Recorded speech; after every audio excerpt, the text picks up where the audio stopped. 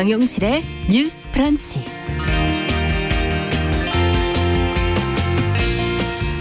안녕하십니까. 아나운서 정용실입니다. 얼마 전에 소식을 전해드린 적이 있었죠. 최문순 강원도지사가 농민을 돕기 위해 직접 판매에 나선 감자가 연일 완판 기록을 세우고 있습니다. 네티즌들에게는 강원도 감자 구입이 일종의 놀이처럼 인식이 돼서 더 폭발적인 반응을 얻고 있다고 하는데요. 사실 10kg에 5,000원, 떨이로도 말이 안 되는 그런 가격이죠. 학교 급식이 멈추고 또 기업이나 병원의 구내 식당들이 문을 닫게 되면서 식자재 거래가 끊긴 그 농가들의 깊은 한숨을 생각해 본다면 감자 10kg에 5,000원, 이 궁지에 몰린 농민들의 눈물값이다, 이런 생각이 듭니다. 최근 강원도뿐 아니라 경상남도를 비롯한 여러 지자체들이 어려워진 농민들을 돕기 위한 농산물 판매에 적극 나서고 있습니다. 이참에 싸게 구입하는 기쁨을 누리시면 좋겠지만 품절됐거나 온라인몰 접속이 폭주할 때는 다른 곳에서 좀 제값 주고 구입하시는 것도 농가의 시름을 덜어주는 감사한 소비가 그런 소비가 되겠죠. 3월 18일 수요일 정용실의 뉴스 브런치 시작하겠습니다.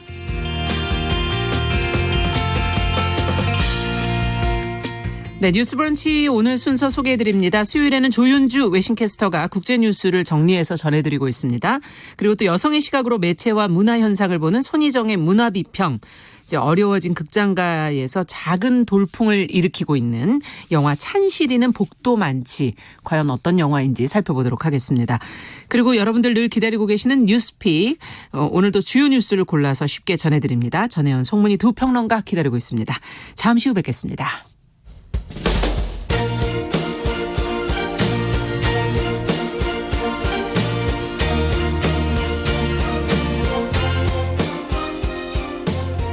여성을 위한 시사정보 프로그램 KBS 1라디오 정용실의 뉴스 브런치.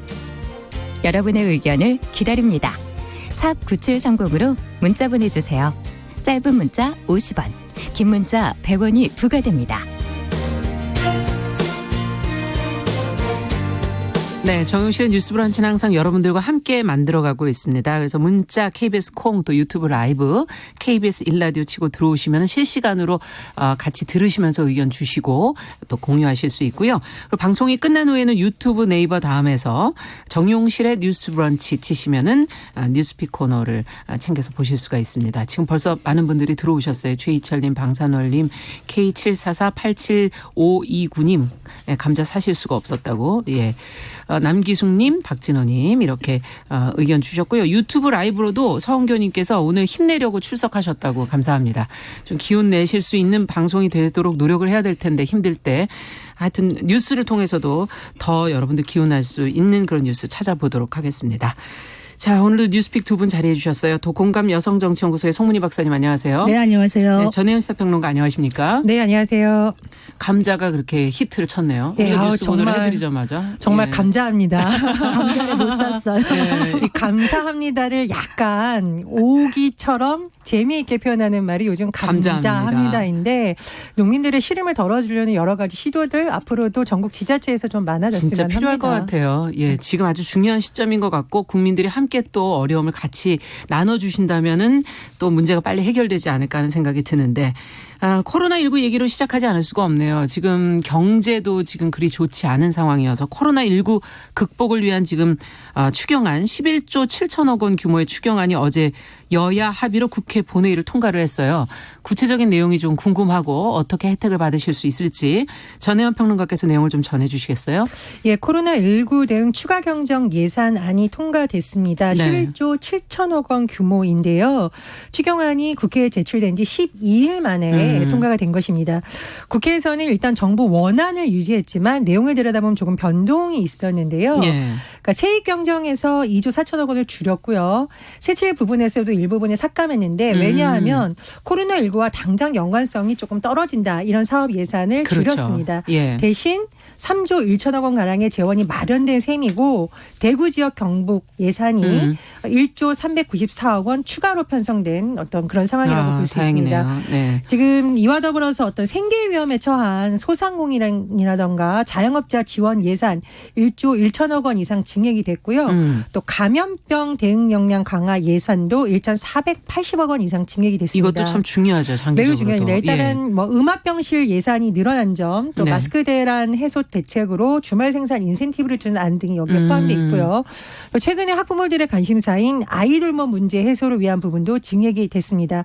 더불어서 예산은 아니지만 개정안이 좀 주목을 받고 있는데요. 조세특례제한법 개정안입니다. 네. 개정안의 내용을 조금 말씀드리면 부가가치세에 포함을 해서 연매출 8,800만 원 이하의 소규모 개인 사업자의 경우 2020년분 부가가치세 납부 세액을 관이과세자 수준으로 감면하게 되고요. 특히 감염병 특별 재난지역 중소기업의 경우 예. 소득세와 법인세를 30%에서 60% 감면하도록 했습니다. 예. 또 요즘 내수활성화가 또 다른 관심사인데 올해 3월에서 6월 사이에 자동차를 구매하는 경우 개별 소비세가 70% 인하되고 또 3월에서 6월 사이에 신용카드, 현금 영수증 사용 금액 소득 공제율은 네. 현재의 2배로 인하가 아니죠. 확대되는 내용도 담겨져 많이 있습니다. 써주시라는 말씀이죠. 현금이나 카드를. 예, 많이 써서 그러면 소비진담을 세금도 적게 낸다. 그러니까 소득 공제율을 높여준다는 높여준다. 거니까 예. 사실상 세금을 더 돌려받은 것 같은 그렇죠. 효과를 거둘 것으로 보입니다. 네, 그렇군요. 자, 어제 그러면 이렇게 통과된 추경안의 내용을 살펴봤는데 두 분은 어떻게 평가하세요? 뭐 부족하다고 느끼십니까? 아니면 어떻게 생각하십니까? 뭐 일단은 급한 불을 끄기에는 뭐 적정하다고 네. 생각을 하는데 문제는 이 돈이 적재적소에 제때 속도가 중요한 것이죠. 그러니까 긴급하게 쓰여야 될 곳에 제대로 빨리 가야 되는데 예. 문재인 대통령께서 힘든 사람에게 가장 힘든 사람에게 먼저 힘이 돼야 된다. 이 정책의 우선순위가 필요하다고 했는데 이 돈이 가장 어려운 곳에 먼저 쓰여질 수 있도록 예. 이 조직이 잘 움직여야 됩니다.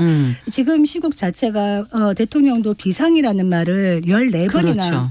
예. 언급했고 이것저것 따지지 말고 특단의 지원을 대책을 강구해라 이렇게 얘기했는데 지금 청와대에서도 이제 새로운 대통령 주재하는 경제 컨트롤 타워를 만든다는 것 아닙니까?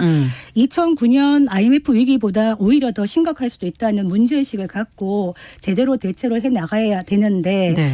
문제는 지금 이 추경이 아마 이렇게 가다 보면은 세수가 아마 부족해질 겁니다. 그렇죠. 그러면 분명히 추가 경정을 2차로 추경을 하거나 아니면 국채를 발행할 수가 있는데 예. 국채를 계속 발행하다 보면은 그 재정 건전성이라는 게 위협을 받을 수 있기 때문에 예. 이 부분도 염두에 둬야 되지 않겠는가 생각합니다. 네, 현명하게 잘 해가야 된다라는 말씀이시네요. 자, 전혜연 평론가께서는 어떻게 보세요? 일단 국회가 여야 합의 과정에서 양쪽의 입장을 모두 담은 것으로 보입니다. 11조 7천억 원 규모 자체를 늘려야 된다는 주장도 있었고 반대되는 의견도 있었는데요. 규모는 유지를 하면서 대구 경북 지역에 대한 증액 요구를 좀 일정 부분 담은 것으로 보이고요. 재정 건전성 사이에서도 11조 7천억 원 규모 자체를 늘린 것이 아니라 내부에서 빼고 줄이고 하면서 일종의 타협안을 만든 것으로 보입니다. 네. 말씀해 주셨듯이 이번 추경에 있어 가장 강조되는 것이 효율성과 신속성이거든요. 예. 지금부터는 집행이 굉장히 중요한 중요하죠. 과제로 보이고요. 네. 문재인 대통령이 어제 국무회의를 주재하는 자리에서 이 화면이나 사진에서 굉장히 이렇게 유심히 보게 되는 부분이 있는데 대통령이 직접 이 회의 지휘봉, 방망이 같은 걸 들고 이렇게 하는 방법이 나옵니다. 그래서 이게 무슨 의미냐. 앞으로 이런 어떤 정책에 대해서 논의를 좀 빨리 하겠다. 그러니까 최고 결정권자인 대통령이 직접 하겠다라는 어떤 의사 표시라고 하고요. 예. 실제로 19일부터 대통령이 주재하는 비상경제회의가 가동되게 됩니다. 내일부터인데요. 네, 그렇습니다. 예. 그래서 이것은 말 그대로 정부에서도 특단의 경제 조치들을 여러 가지 검토하고 있고 앞으로 또 신속하게 추진을 하겠다 이런 것으로 해석됩니다. 네, 그런 네, 말씀하시죠. 이런 이제 어떤 회의를 하고 하더라도 집행을 하는 거는 공무원들이거든요. 그렇죠. 그런데 공무원들은 좀 소극적일 수 있는 측면이 있는 것이 적극 행정을 했을 때 나중에 책임 소재가 또 될 수가 있기 때문에 좀 두려워하는 게 있는데 그렇기 때문에 면책 공무원들이 의욕을 갖고 빠른 재정 집행을 하는 데 있어가지고 면책 제도를 쓴다든지 이런 식으로 좀 해주는 게 좋을 것 같고 네. 이 토론만 하지 말고 정말 실질적인 현장의 목소리를 좀 듣는 게 필요하지 않겠나 싶은데요. 추경이든 뭐든 뭐 재난기본소득이든 이름이 중요한 것이 아니라 지금은 경제가 많이 힘들기 때문에 현금이 돌아야 된다. 네. 돈이 필요하다. 이 네. 말씀 드리겠습니다. 네. 그리고 일각에서는 지금 2차 추경이 있지 않을까라는 전망이 나오고 있는데요. 그렇죠. 일단 1차 추경이 적절하게 집행이 돼야 될 것으로 보이고요. 그렇죠. 또 현 정부 들어 처음으로 뭐 경영계, 노동계 다 모여서 원탁회의라는 것은 말 그대로 자유로운 의견을 듣겠다는 거거든요. 그런 것을 한다고 하는데 정부의 물론 정책 의지라든가 어떤 뭐 엘리트 관료들의 생각도 중요하겠습니다만 네. 실제 실물 경제에서 뛰고 있는 현장의 목소리를 목소리. 듣겠다. 뭐 이런 부분으로도 해석이 됩니다. 네, 어쨌든 장기적으로 경제 위기 상황이 계속 이어질 수가 있어서 이걸 좀 대비하는 그런 전략이 좀 필요하지 않을까 하는 생각도 해보게 됩니다. 자, 이제 두 번째 뉴스는 전국 유치원 초중고등학교 개학이 지금 이제 어제 오후에 발표가 됐는데 2주 더 연기가 이제 됐어요. 관련 내용은 송문희 박사님께서 좀 정리해 주시면 저희도 어떻게 해야 할지 좀 네. 고민해 보죠. 이제 이번으로 3차 개학 연기가 됐습니다. 네. 4월 6일 날까지 하는 겁니다. 유은혜 교육부 장관이 그러니까 총 5주일 미뤄지게 된 거네요. 예. 그래서 이유는 무엇이냐 하면 지금 밀집도가 높은 학교에서 감염이 발생할 경우에는 위험성이 높아지기 때문에 안전한 개학을 위해서 더 필요하다 기간이 이렇게 얘기를 했는데 실제로 지금 코로나19 미성년 확진자가 계속 늘어나고 있다고 그래요. 15일 기준으로 510명. 예. 네. 그래서 이제 4월 개학에 따른 학교 현장이 좀 혼란이 있기 때문에 학사 일정에 대한 어떤 지침도 지금 발표하고 있거든요. 네. 그러니까 수업 일수도 법정 수업 일수를 한 10일 정도 줄이자. 그렇게 얘기하고 있는데 이렇게 되면은 대학 입시라든가 뭐 그렇죠. 중간 기말고사 일정 이런 것이 다 밀리기 때문에 이거에 대한 어떤 가이드라인도 나와야 되지 않겠나 얘기를 하고 있는데 예. 4월 6일 날도 탄력적이다라고 얘기를 합니다. 탄력적이다. 네, 예. 코로나의 진정 상황을 봐서 한 번 더 연기를 하거나 아니면은 3월 말에 좀 앞당겨질 수도 있다. 지금 이렇게 얘기하고 있는 상황입니다. 예. 학사 일정 자체도 진짜 전체적으로 좀 문제가 생기는 것 같은데 어떻게 보십니까? 지금 뭐 가을 뭐 신학년제를 도입하자 이런 얘기도 좀 나오는 것 같고. 예, 가을 신학년제라는 것은 이제 9월 신학기제 그렇죠. 이런 것을 도입하자는 건데 예를 들면 뭐 해외처럼 미국이나 유럽처럼 가을에 학년을 시작하자 그러면 학령 인구 감소 문제도 해결이 되고 또 뭐 우리나라의 네. 대학 이제 입학하려는 자원들을 해외에서 유치할 수 있다 이런 주장이 나오는데 제 개인적인 의견으로는 지금 일단 개학이 계속 연기되는 것만으로도 학부모들과 학교에서 감당해야 될 과제들이 많기 때문에 이 부분에 대한 논의는 좀 장기적 과제로 남겨두고요. 그렇죠. 예. 당장은 개학이 미뤄지는 데 있어서의 혼선을 줄이는데 교육당국이 조금 더 집중해야 될 것으로 보입니다. 예를 들어서 지금 일부 학교들이 온라인 시스템 구축이 제대로 안 돼 있어서 학생들이 이용하려고 해도 뭐 서버가 잘 가동이 안 된다거나 콘텐츠가 잘 마련되지 않는 상황이거든요. 그래서 이런 문제가 좀 해결이 되어야 될 것 같고요. 두 번째로 저는 지금 더 급한 문제가 네. 학생들이 지금 학원이라든가 PC방에 가는 것은 지금 통제가 안 되고 있다고 하거든요. PC방에서도 또 감염이 있었죠. 그렇습니다. PC방이 예. 지금 말 그대로 콜센터하고 비슷한 상황이라고 어른들도 뭐 걱정을 하고 있고 일부 학생들도 이런 문제 제기를 하는데 PC방 한번 가보시면요. 마스크를 쓴 경우가 그렇게 많지 않다고 합니다. 왜냐하면 기본적으로 PC방이 스트레스를 해서 그러는 거기 때문에 조용히 게임만 하는 것이 아니라 혼자서 막 게임에 흥분해서 소리를 지르기도 하고. 뭐 근데 마스크 쓰고 질러도 될 텐데. 그렇습니다. 예. 그런데 옆에 있는 예. 학생하고 대화를 하기도 하고 또 어떤 PC방 같은 경우에는 라면이나 이렇게 음식물을 팔기도 하거든요. 그러니까 먹으면서 하기 때문에. 그렇죠. 지금 언론 보도 나오는 거 보면 아무리 지금 이 부분에 대해서 어떤 권고를 한다고 해도 잘 지켜지지 않는다고 하거든요. 또 PC방이 학원이 밀집되어 있는 곳에 있는 경우도 많다라고 합니다. 그러면 학생들이 만에 아마 PC방에서 감염될 경우 그 상황에서 학원에 갔을 경우에는 계속 연결이 되는군요. 연결될 수 있다는 우려가 나오고 있기 때문에 지금 학원을 어떻게 할지 문제 또 PC방이라든가 이런 부분에 대해서도 좀 대책이 마련돼야 된다라는 목소리도 나오고 있습니다. 저는 신학기제, 그러니까 9월 가을에 하는 네. 신학기제에 대해서 조금 보충 말씀드리고 싶은데요. 저희도 지금 이번에 고등학교 입학을 못하고 계속 집에 있지 않습니까? 그래서 물어봤어요. 개학이 2주 연기가 또 되니까 어떠냐 그랬더니 답답하다 그러더라고요. 그러니까 지켜보는 부모들도 답답하지만 가장 답답한 거는 학생들 본인들도 그렇죠. 스트레스를 많이 받는다. 예. 그러면서 뭐라 그러냐면 그래도 고3보단 낫지 않느냐 이렇게 말하더라고요. 고3 선배들은 거의 멘붕이다. 이런 얘기를 하는데 지금 고3 수험생들의 스트레스도 있을 것 같다 생각이 듭니다. 이 지금 가을 신학년제 도입 이야기는 사실은 뭐 문민 정부 때 그리고 노무현 정부 때 박근혜 정부 때 예, 늘 계속 나왔었어요. 있었죠. 예. 그랬다가 이거 비용 대비 효과가 좀 의심스럽고 일단 10조 원 이상 비용이 드는데 좀 힘들다 이렇게 중장기 과제로 넘기고 있는데 저는 제가 이제 학교에 있어 보면 어떤 느낌을 받냐면 지금 3월에 입학을 하는 걸 하고 있는 게 한국, 일본, 호주밖에 없어요.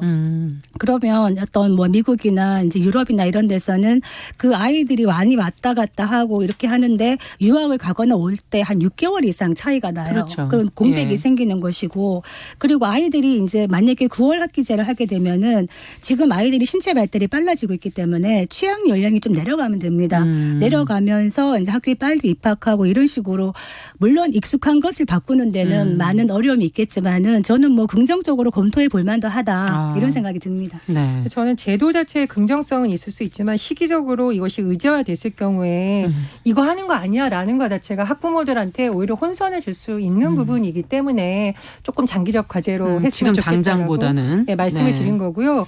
오히려 저는 지금 학원 문제를 어떻게 해결하는지가 발등에 지금 떨어지는 학원가는 뭐 불이다. 버티기 어려워 지원책이 필요하다는 지금 목소리가 나오고 있는데. 예, 근데 문제는 예. 뭐냐면 이제 예. 코로나 초기에는 학원들이 자율적으로 휴업을 좀 하는 분위기였는데 지금 다시 휴업을 안 하고 문을 여는 분위기라고 합니다. 왜냐하면 학원들의 경우에는 뭐 인건비도 계속 나가야 되고 또 임대를 했을 경우에는 임대료. 월세도 나가야 되고 하다 보니까 도저히 견딜 수가 없어서 문을 연다라는 학원도 있고요.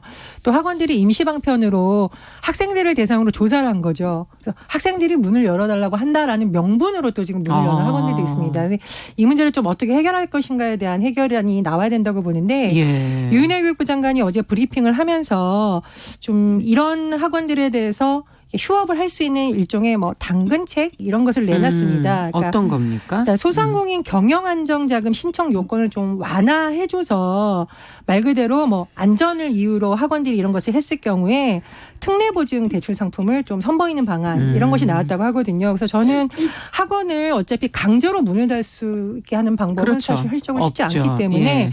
정부에서 뭐 채찍만 휘두르는 것이 아니라 당근책을 줘서 학원들도 당분간은 좀 자발적으로 휴원을 할 수 있도록 유도하는 방안이 필요하다고 봅니다. 그 제가 이 문제 때문에 사실은 그 좀 큰 학원을 하는 원장님 그리고 교습 학원을 하는 원장님 각각 한번 인터뷰를 해보고 왔습니다. 현장에서 어떤가 하고요. 네.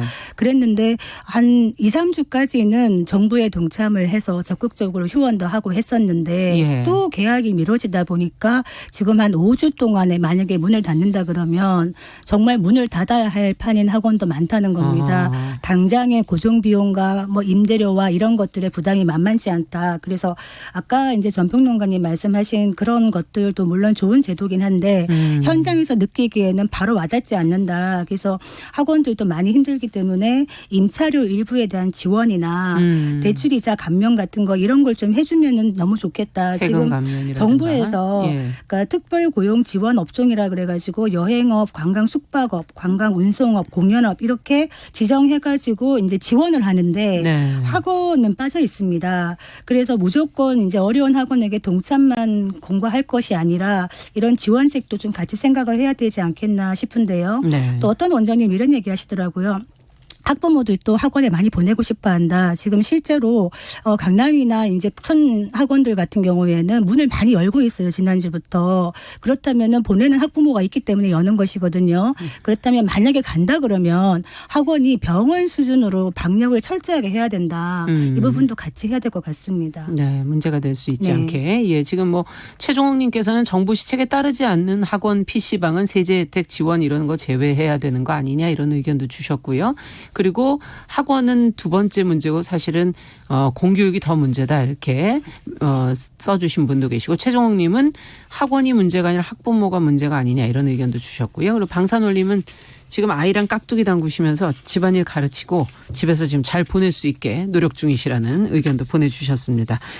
자, 정용실의 뉴스 브런치 도공감 여성정치연구소 송문희 박상 전혜연 시사평론가 두 분과 함께 뉴스픽 진행하고 있습니다.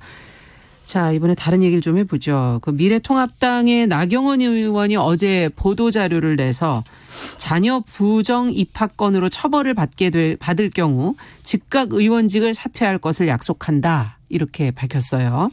나 의원의 입장은 무엇인지 또 이 자녀 부정 입학 의혹이 어떤 내용인지 구체적으로 좀 알고 싶네요. 전혜연 평론가께서 좀 정리해 주시겠어요? 예, 시민단체에서 나경원 의원의 자녀 입학 과정에 문제 제기를 하면서 네. 검찰에 고발장을 제출한 바 있습니다. 그러니까 아들과 딸의 대학 입학 과정에 개입해서 대학의 입학 업무를 방해했다라고 이 시민단체에서 주장을 하고 있는 건데요. 이 부분에 대해서 나경원 의원이 보도 자료를 내고 입장을 밝혔습니다. 나경원 의원이 현재 서울 동작을에 출마해서 그렇죠. 활동 중인데요. 예. 나 의원의 입장을 요약해 드리자면 만야만 자녀 부정 입학건으로 처벌을 받게 된다면 네. 즉각 의원직을 사퇴하겠다 이렇게 주장을 했고요. 그리고 각종 미디어와 시민단체에서 합작해서 약간 선거 공작을 하고 있다라는 식으로 나경원 의원이 또 목소리를 내기도 했습니다.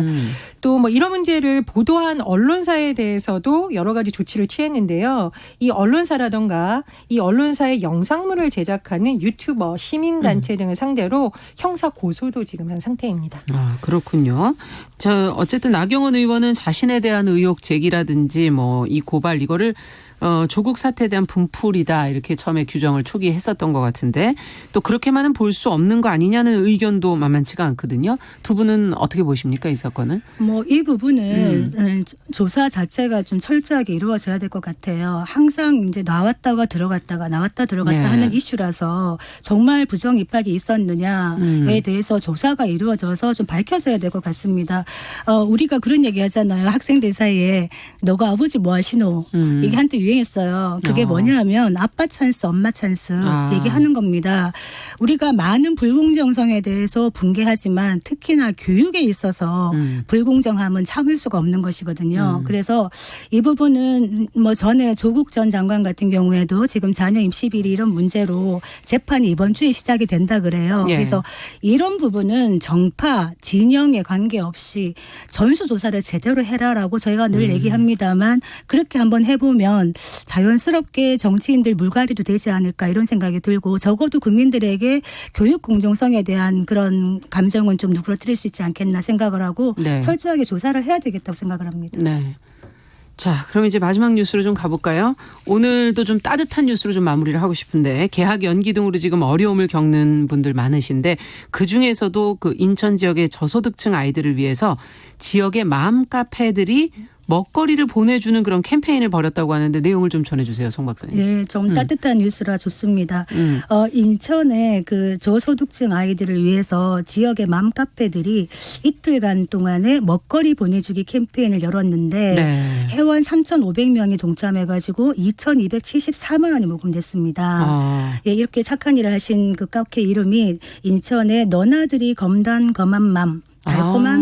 달콤한 청라맘스 이렇게 했는데 네. 지금 우리 왜 지역 아동센터라고 곳곳에 있습니다. 맞아요. 예, 거기 보면 이제 저소득층 아이들이 많은데 지금 이제 요즘 밖에 나가기도 힘들고 하다 보니까 아이들이 라면을 많이 끓여 먹는다 그래요. 그리고 식당도 지금 문을 닫고 이런 데 많으니까. 예, 지금 그 아이들에게 정부에서 이제 지방 정부에서 급식카드를 나눠줘가지고 끼니당 뭐 4,500원이나 6,000원 정도 충전을 해주고는 있지만은 아이들이 밖에 나가 사 먹지를 못하는 거예요. 그렇죠. 그러니까 이 이제 맘카페에서 행복한 밥상자라고 해가지고 거기에 금방 데워 먹을 수 있는 갈비 그리고 반찬 몇 가지 이거 정말 먹음직스럽더라고요. 중요한 건데. 네, 그래서 보내줘서 많은 지금 환영을 받고 있는 이런 상황입니다. 이야, 맘카페가 규모가 꽤 큰 모양이죠? 네, 맘카페가 사실은 왜 맘카페가 부당이득도 많이 하고 갑질한다 이런 걸로도 그런 좀 많이 나쁜 데 많이 올라왔는데 나왔었는데. 이렇게 예. 선한 영향력을 끼치는 맘카페가 있네요. 그러니까요. 네. 항상 좋은 분들이 있어요. 어디나.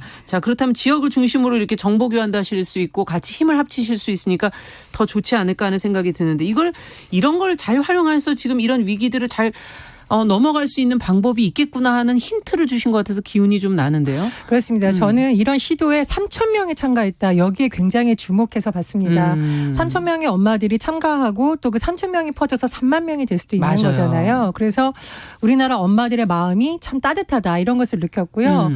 최근에 일각에서 우리나라 엄마들에 대해서 너무 비하하거나 예. 혐오 표현을 쓰고 있는데 그건 아주 일각의 어떤 부분만을 그렇죠. 보는 것이라고 생각을 하고요.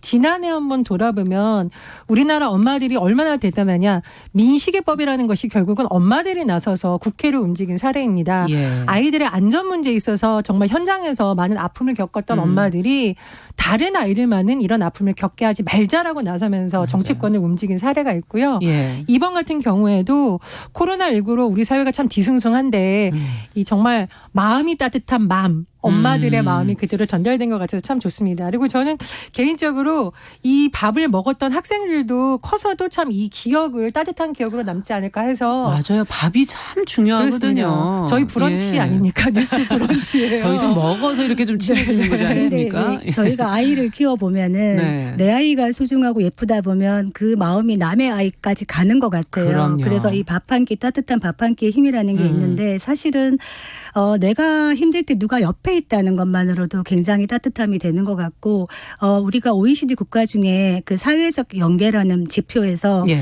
내가 힘들 때 나가 의지할 수 있는 이웃이 있는가라는데 거의 하위권이 나왔었거든요. 아, 그래요. 그랬는데 이런 걸 보면 좀 올라가야지 않을까요? 예, 그러니까 예. 어떻게 보면은 꼼수는 꼼수를 낳지만 기부는 기부를 낳고 맞아요. 그래서 이 사회가 이렇게나마 굴러가는 거는 곳곳에 좋은 분들이 성실하게 자기 자리에서 맡은 바 일을 다 하기 때문이 아닌가 싶고요. 하나 덧붙이고 싶은 거는 기초 수급하는 할머니 70대 넘은 할머니께서 그 힘들게 모은 그 수급비 노점상을 하시는데요. 아. 그거와 또 본인이 취약계층에게 나눠주는 마스크를 모아서 갖다 주시는 아이고. 이런 경우도 네. 있었고 9살짜리 아이가 돼지 저금통을 털어서 예. 마스크를 살 수가 없으니 이거를 마스크를 사서 더 힘든 아이들에게 주세요라는 걸 보면서 어른들이 좀 부끄러움을 느껴야 되는 게 아닌가 이런 생각도 했습니다. 네, 지금 박진호님께서도 맘카페 회원님들 훌륭하세요 칭찬합니다. 이렇게 글을 보내주셨습니다. 자, 우리도 또 방법을 더 찾아봐야겠네요. 각자 자리에서 도울 수 있는 게 무엇이 있는지 한번 생각해 봐야겠습니다. 뉴스픽 전혜연 평론가 더공감 여성정치연구소 송문희 박사 두 분 수고하셨습니다. 감사합니다.